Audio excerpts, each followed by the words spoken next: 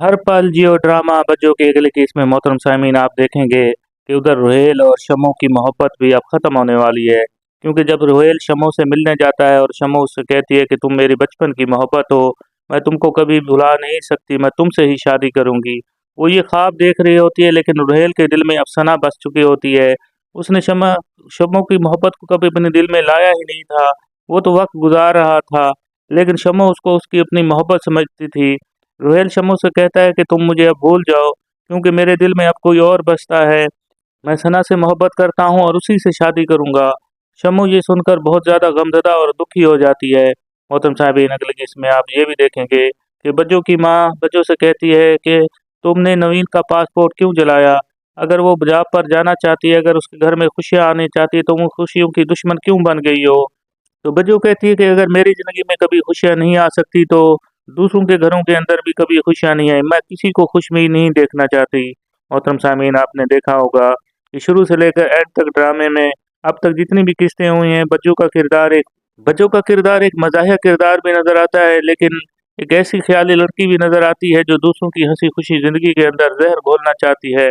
बज्जो अपनी भाभी को भी माफ़ नहीं करते, अपने भाई का घर भी बर्बाद करने की कोशिश करती है। जब बच्चों की शादी टूट जाती है, हालांकि ये उसकी अपनी ही गलती की वजह से होती है।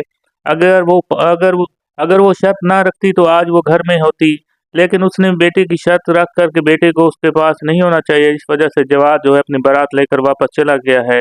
मोहतरम सामीन, अगली किस्त में आप ये भी देखेंगे कि जो बार बार जवाद को फ़ोन करती है और इस बात से कायल करने की कोशिश करती है कि मुझे तुमसे शादी करना है, लेकिन जवाद हर बार इस बात से इनकार कर देता है कि मेरी वही शर्त है कि मैं आपने बेटे को मेरे साथ ही रखना होगा, मैं बेटे को अपने आप से कभी दूर नहीं कर सकता।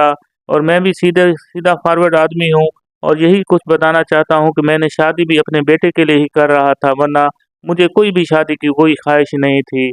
इसलिए वो बार बार बच्चों को इस बात से आगाह करता है, लेकिन बच्चों इस बात को कभी नहीं मानती कि मेरी भी आखिरी शर्त है कि शादी अगर करूँगी तो तुम्हारा बेटा मेरे पास नहीं रहेगा। लेकिन जवाद कहता है कि ये तो होना ही है, अगर तुमने मुझसे शादी करनी है तो फिर मेरे बेटे को भी साथ रखना होगा। मोहतरम नाज़रीन, आप देखेंगे कि फवाद भी बहुत ज़्यादा परेशान दिखाई देता है, क्योंकि जब बच्चों की बारात वापस चली जाती है तो माँ उसकी गुस्से में होती है और कभी भी वो नहीं चाहती कि अब उस घर में दोबारा किसी और बेटे की भी शादी हो। अब फवाद भी बहुत ज़्यादा बुशरा से मोहब्बत करता है और उसके बगैर जीने का सोच भी नहीं सकता। वो अपनी बहन सना से भी इस बात का तज़किरा करता रहता है कि किसी तरह माँ को मना लो और मेरी शादी बुशरा से कर दो।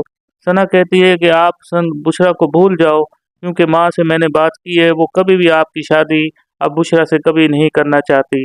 लिहाजा फवाद दुखी और परेशान दिखाई देता है कि किस तरह उसकी शादी बुशरा से हो सकती है। मोहतरम सामीन, अगले केस में आप ये भी देखेंगे कि बज्जो ने घर के अंदर एक नया ड्रामा कर दिया। वो अपनी बरी का सामान वापस करना चाहती है। जब उसने जवाद को फ़ोन किया और जवाद ने फिर से इसका इनकार कर दिया, तो बज्जो अपनी परी का सामान खुद लेकर जाकर जवाद के घर ले जाना चाहती है।